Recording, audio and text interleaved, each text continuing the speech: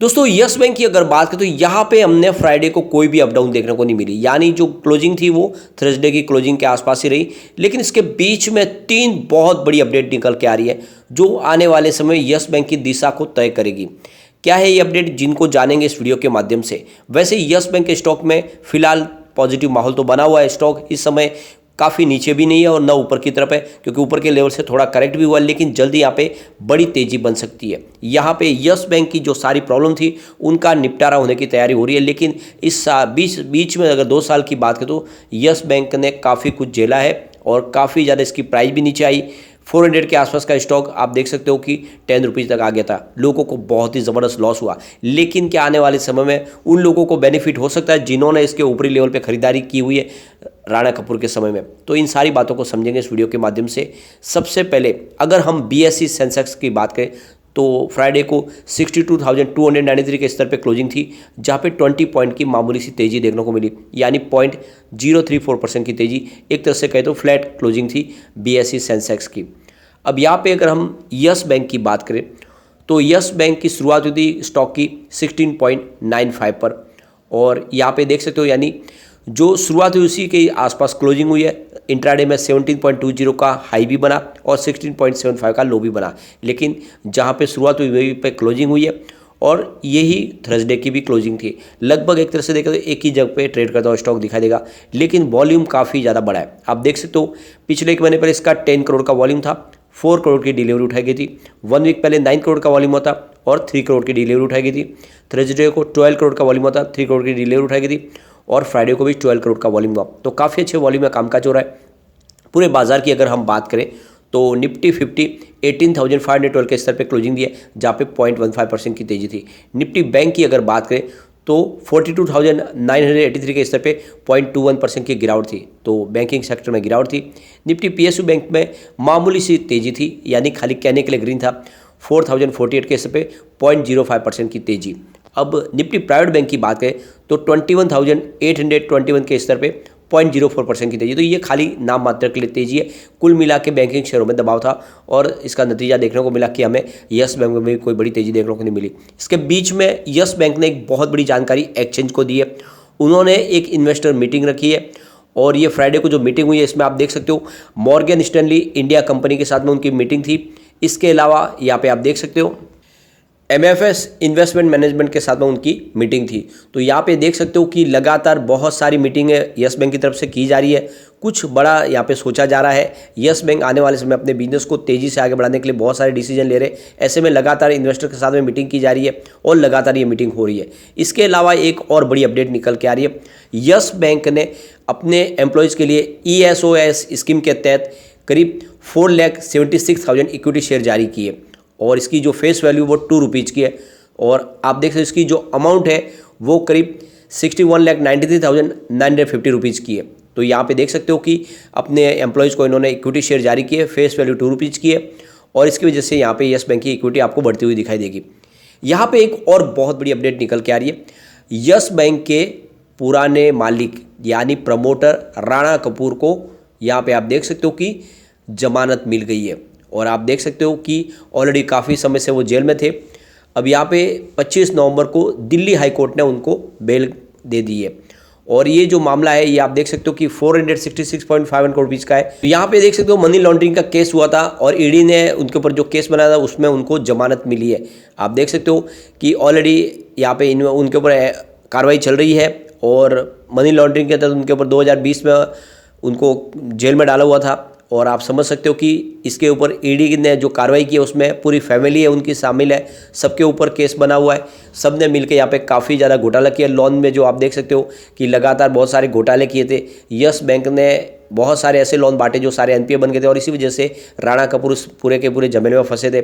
अब आप देख सकते हो CBI ने भी उनके ऊपर चार्जशीट फाइल की थी सितंबर में, और जिसमें आप देख सकते हो अवंता ग्रुप और प्रोमोटर गौतम थापर के ऊपर 466.51 करोड़ रुपीज़ का जो फ्रॉड का केस लगा था। अब यहाँ पे फिलहाल तलोजा जेल के अंदर बंद है और अभी फ़िलहाल उनको दिल्ली हाई कोर्ट से जमानत मिली है। तो अभी बहुत सारे अभी मैटर बाकी है। लगातार बहुत सारे घोटाले किए हुए, एक ही घोटाला यहाँ पे नहीं है, बहुत सारे अलग अलग घोटाले हैं जिनमें अभी उनको बहुत सारी सज़ा होने वाली है, क्योंकि एक तरह से लोगों बहुत सारा लोगों का पैसा खाया है और अपने खुद के स्वार्थ के लिए यस बैंक को पूरी तरह से डुबाया था। अब काफ़ी समय लग रहा है, लोग इसमें डबल तरह से मार खा गए। जिन लोगों ने यहाँ पे शेयर होल्डर में जो निवेश किया था उनको भी लॉस हुआ और जिसने बैंक में निवेश किया था उनको भी लॉस हुआ काफ़ी। लेकिन आने वाले समय फिर से बैंक पटरी पे आनी शुरू हो चुकी है और बिल्कुल पुरानी रफ्तार से आगे बढ़ रही है। आप देख सकते हो यस बैंक ने अपने बिजनेस को तेज़ी से बढ़ाने के लिए काफ़ी अच्छे निर्णय भी ले रही है। जहाँ से प्रॉफिट मिले उसके लिए ऐसे रास्ते तलाश रहे, तो एक और अच्छा उन्होंने डिसीजन लिया।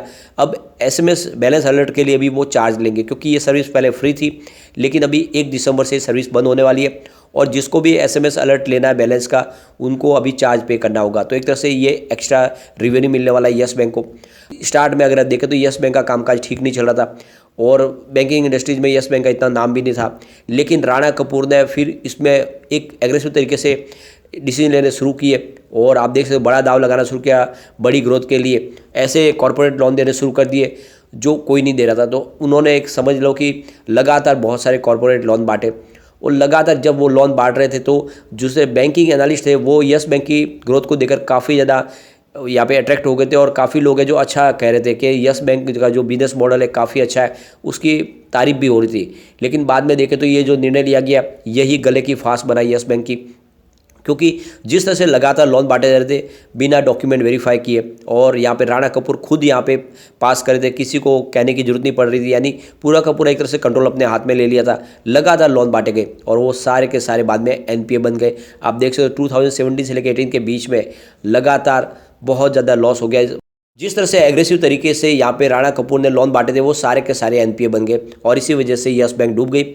और फिर बाद में वापस यहाँ पे आप देख सकते हो कि RBI ने इसका कंट्रोल SBI के हाथ में सौंपा और बाद में प्रशांत कुमार के मैनेजमेंट के तले फिर से कंपनी आगे बढ़नी शुरू हुई और यस बैंक अब पूरी तरह से पटरी पे। और नतीजा ये है कि अब इन्वेस्टमेंट भी आने लगा है और यहाँ पे विश्वास भी लोगों का लौट आया। आप ये देख सकते हो कि FI लगातार इन्वेस्टमेंट कर रही है यस बैंक पे और बाजार के लिए अच्छी खबर यह है कि FI फिर से बाजार में बायर बन चुके हैं। आप देख सकते हो कि लगातार जो सेल कर रहे थे 24 नवंबर को उन्होंने 1231 रुपीज़ का नया इन्वेस्टमेंट किया, 25 नवंबर को उन्होंने 369 रुपीज़ का इन्वेस्टमेंट किया, तो 2 दिन से वो बायर बन चुके हैं। और यहाँ पे आप देख सकते हो कि लगातार उनकी खरीदारी बन रही है यस बैंक के अंदर। आप देख सकते हो सितंबर 2021 में जहाँ पे 7.92% की होल्डिंग थी जो दिसंबर 2021 में बढ़ के 8.17% तक पहुँच गई और मार्च में ये 10.97% तक पहुँच गई और जून क्वार्टर में FI की होल्डिंग 11.37% तक चली गई। सितंबर 2022 की बात करें तो ये होल्डिंग 12.15% हो गई, तो बहुत ही ज़बरदस्त तरीके से होल्डिंग बढ़ी। पिछले एक साल में आप देख सकते हो 8% के आसपास जो होल्डिंग थी वो 12% को क्रॉस कर गई है, तो ज़बरदस्त तरीके से निवेश किया है यहाँ पे FI ने। DI की बात करें उनकी होल्डिंग आपको थोड़ी सी कम होती हुई दिखाई देगी, यानी सितंबर 2021 में जहाँ पे उनकी 45.87% की होल्डिंग थी वो यहाँ पे फिलहाल इस सितंबर में 44.17% के आसपास है।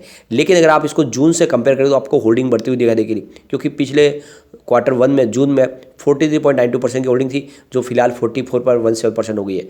तो यहाँ पे ईयर ऑन द बेसिस पे तो आपको होल्डिंग थोड़ी सी कम होती हुई दिखाई देगी, लेकिन क्वार्टर ऑन क्वार्टर बेसिस पे होल्डिंग यहाँ पे DI की भी बढ़ चुकी है। जनरल पब्लिक की अगर होल्डिंग देखें तो लगातार आपको कम होती हुई दिखा देगी, जहाँ पे सितंबर 2021 में 46.21% के आसपास होल्डिंग थी वो सितंबर 2022 में घट के 43.69% के आसपास हो गई है।